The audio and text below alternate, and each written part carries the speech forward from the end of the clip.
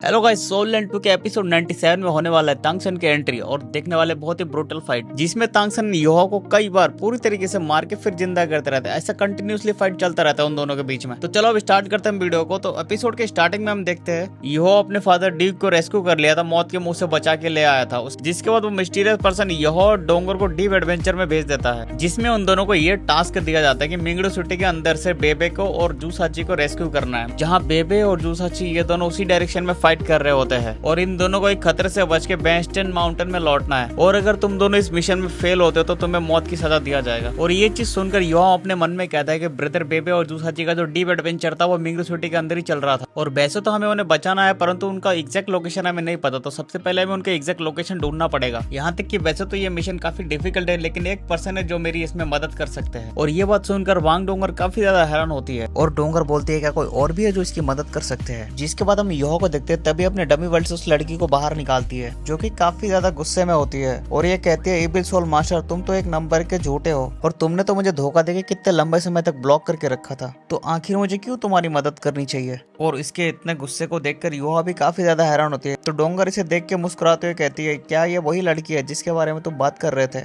जबकि इस लड़की को यहाँ पे कुछ भी समझ में नहीं आ रहा होता है कि आखिर यहाँ पे क्या चल रहा है। और तभी योहा डोंगर का हाथ पकड़ते हुए यहाँ से ले जाने लगता है और योहा कहता है डोंगर हमारे पास काफी कम समय है तो जल्दी चलो। और फिर ये दोनों यहाँ से जाने लगते हैं। तो वो जो लड़की होती है वो पीछे से चिल्लाते हुए कहती है आखिर तुम यहाँ पे क्या कुछ कह रहे हो। और तभी योहा अपने सारे सोल रिंग्स को रिलीज करता है और योहा के इतने खतरनाक सोल रिंग्स को देख के वो लड़की काफी ज्यादा हैरान होती है और फिर अपने मन में कहते हैं इसकी स्पिरिचुअल पावर तो काफी ज्यादा पावरफुल है। और योहा काफी सीरियस होते हुए कहता है हमें जल्द से जल्द ब्रदर बेबे को बचाना ही होगा क्योंकि मुझे फील हो रहा है उनका सिचुएशन काफी ज्यादा खराब लग रहा है। जिसके बाद हम बेबे का ब्लू टायरेंट क्लॉक कटा हुआ देखते हैं, जिसका मतलब ये है बेबे का लड़ाई के दौरान एक हाथ कट चुका है। हम देखते हैं ये लड़की योहा की तरफ देख के सोचती है आखिर ये अब भी कैसे एक नॉर्मल पर्सन हो सकता है, ये तो एक मॉन्स्टर है। और इसकी वो ग्रे सोलिस तो काफी ज्यादा अजीब गरीब है। और जब योहा यहाँ से जा रहा होता है तो ये गुई को अपने पास बुलाता है और उसे फॉलो करने के लिए कहता है और ये भी कहता है इसे 10 मीटर से ज्यादा दूर ना जाए। और इस चीज को सुनकर लड़की भी काफी ज्यादा हैरान होती है और ये लड़की कहती है क्या ये मिंगडू है, जिस पर योहा इसे बड़े पैर से जवाब देते हुए कहता है चुप रहो और अपना मुंह मत खोलना। जिस पर यहाँ लड़की थोड़े से गुस्से के साथ धीरे से योहा से कहती है अगर तुम मुझसे शांत होने के लिए कहोगे तभी तो मैं शांत रहूंगी ना। और तभी कोई पर्सन इनको आते हुए महसूस होता है तो यहाँ तुरंत ही अपने मुंह को बंद कर लेती है और इन लोगों को देख के काफी ज्यादा हैरान होती है। लेकिन ये देखते यहाँ जो लोग है इसके ऊपर बिना ध्यान दे यहाँ से जा रहे हैं और इसे कुछ समझ नहीं आता है आखिर यहाँ पे अभी क्या हुआ। और इसे समझ आ जाता है यहाँ जो सनमून एम्पायर का जो सोल्जर्स है ये लोग इसे नहीं देख पाए हैं और हम लोग इनके काफी ज्यादा करीब भी थे, तब भी इन लोगों ने कुछ भी रिएक्ट नहीं किया।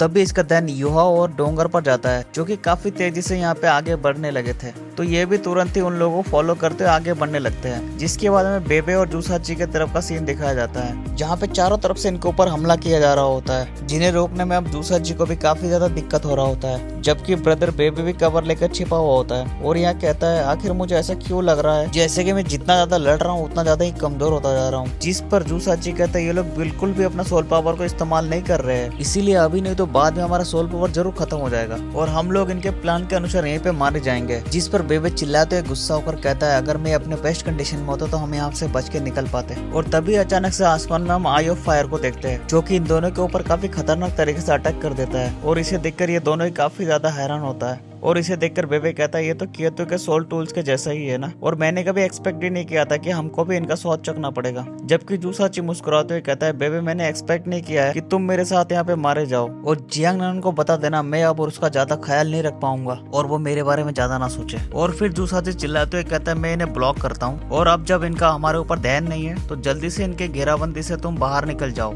जिस पर बेबे परेशान होते हुए कहता है बकवास मत करो, तुम्हारे पास तो थोड़ी सी ही एबिलिटी है तो क्या तुम अब भी मुझे यहाँ से निकलने में मदद कर सकते हो, लेकिन सबसे बेहतर यही होगा कि तुम जल्द से जल्द यहाँ से बाहर निकल जाओ क्योंकि तुम्हारे पास जो टर्टल सोल है उसके दम पर तुम यहाँ से बच के बाहर निकल सकते हो। जिस पर जूसाची इन सभी के अटैक्स को ब्लॉक करते हुए कहता है बकवास करना बंद करो और जियांग नन और मेरा सफर यहीं तक ही था, इसलिए अगर यहाँ तक कि मैं यहाँ पर मर भी जाता हूँ तब भी वो ज्यादा उदास नहीं होगी। लेकिन तुम्हारी बात अलग है, तुम्हें अब भी तांगया को रेस्क्यू करना है और क्या तुमने सोचा है कि तांगया क्या करेगी अगर तुम यहाँ पर मर जाते हो, तो इसलिए तुम यहाँ से जल्दी से बाहर निकल जाओ क्योंकि ये जो आई ऑफ फायर है ये करीब करीब पूरी तरीके से चार्ज हो गया है और अब बेबे बहुत ज्यादा सीरियस हो गया होता है और तभी अचानक से इसके अंदर से काफी ज्यादा खतरनाक तरीके से ऑरा बाहर निकलने लगता है और बेबे के अंदर से इतना ज्यादा खतरनाक सोल पावर को निकलते हुए वहाँ के लोग सभी के सभी बहुत ज्यादा हैरान हो जाते हैं और यहाँ कहते हैं ये तो कितना ज्यादा स्ट्रॉन्ग किलिंग ऑरा है, क्या हम लोग किसी सोल डुएल से लड़ रहे हैं? नहीं, ये क्लियरली अपने सोल पावर को वन कर रहा है। और ऐसा करते हुए बेबे आगे जाते हुए जूसाची को इशारा करता है। इसका मतलब ये है कि बेबे अपने आप को सेक्रीफाइस करके जूसाची को मौका देगा यहाँ से जाने के लिए और इसी वजह से जूसाची यहाँ पर काफी ज्यादा इमोशनल हो जाता है और यहाँ चिल्लाते हुए कहता है बेबे कमीने गई के। जबकि इस तरफ जो बंदा आयो फायर को कंट्रोल कर रहा था ये खुश होते कहता है आखिरकार अब मेरी बारी आई गई और आखिर अब मुझे ये मौत का खेल किसके साथ शुरू करना चाहिए और चलो इस खेल को इस लाल वालों वाले के साथ शुरू करते हैं क्योंकि ये नीले वालों वाला जो है ये अपनी सोल पावर को ही वन कर रहा है, इसलिए इसे थोड़ी और तक वन करने देते हैं। और ये बंदा आई ऑफ फायर से इसके ऊपर अटैक करता है इससे पहले कोई इसका सर फोड़ देता है और इस चीज को देख के इसके पीछे वाले बंदे भी काफी ज्यादा हैरान होते हैं और तभी अचानक से यहाँ पे चारों तरफ सुनो ही सुनो फैलने लगता है और यहाँ पे जितने भी सोल्जर्स होते हैं वो हैरान होते ही कहते हैं अचानक से इतना ज्यादा ठंड कैसे हो गया है और देखो तो मेरा हाथ पूरी तरीके से जम गया और इतनी ज्यादा ठंड की वजह से इन सभी के काफी बुरी हालत हो गया होता है। और तभी यहाँ पे हम योहा को देखते हैं जो कि काफी ज्यादा गुस्से में होता है और ये काफी ज्यादा खतरनाक तरीके से अपने पावर्स को इस्तेमाल कर रहा होता है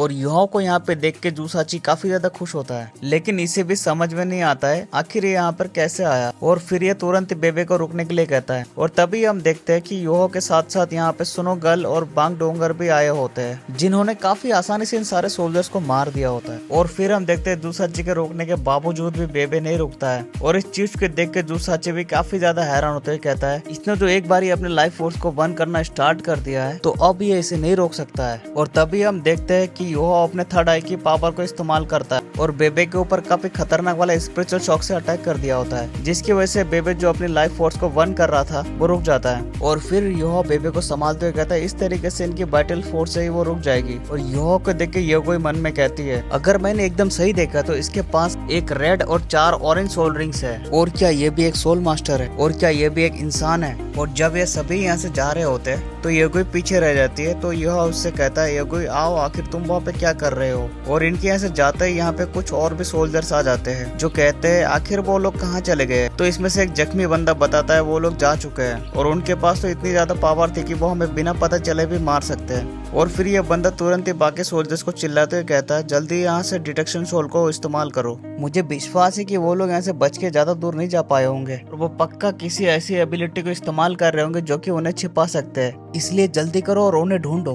हम देखते हैं जो बंदा होता है ये लेवल 7 के डिटेक्शन सोल टूल को एक्टिवेट कर देता है और इसकी मदद से इन सभी को ढूंढने की कोशिश करते हुए कहता है क्या तुम एक ऐसे बंदे हो जो आइस एट्रीब्यूट का भी इस्तेमाल करता है और मुझे विश्वास नहीं हो रहा है कि मैं तुम्हें ढूंढ नहीं पा रहा हूँ। और तभी अचानक से इसके सोल टूल्स के अंदर अलार्म बजने लगता है और यहाँ देखकर इसका काफी ज्यादा तगड़ा होश उड़ गया होता है और यहाँ तुरंत ही भागते अपने साथियों से कहता है यहाँ से जल्दी निकलो, यहाँ पे एक ट्रैप है। और तभी अचानक से यहाँ पे काफी ज्यादा तगड़ा और बड़ा ब्लास्ट होता है जिसके बाद एक जगह पे हम योहा और बांग डोंगर को देखते हैं जहाँ पे ये योगो से कहते हैं मिस यहाँ पे आप सेफ है, हालांकि मुझे अभी और भी ज्यादा काम है इसलिए मैं बता देता हूँ हम श्रेक कॉलेज के स्टूडेंट है और मेरा नाम हुआ योहा है जबकि इसका नाम बांग डोंगर है। और इस वजह से ये लड़की काफी हैरान होते मन में कहती है अब कोई हैरानी की बात नहीं है कि इस बंदे के पास इतनी सारी अजीबोगरीब एबिलिटीज क्यों है क्योंकि ये असल में श्रेक कॉलेज से है। और फिर योहा इससे कहता है हम सभी का ही एक ही दुश्मन है और काफी हद तक ये हो सकता है कि फ्यूचर में हम साथी भी बने और अगर आपकी हमारे साथ देने की इच्छा हो तो श्रेक कॉलेज के हम हमेशा दरवाजा खुला रखेंगे। और क्योंकि आपके पास एक एंजल मार्शल सोल है तो आप एक एविल सोल मास्टर से भी लड़ सकती है और अगर आपको सही तरीके से गाइडेंस मिल सके तो आप निश्चित रूप से फ्यूचर में काफी अच्छे रिजल्ट्स को अचीव कर सकती है। जिस पर योगो कहते हैं ठीक है मैं इस बारे में सोचूंगी।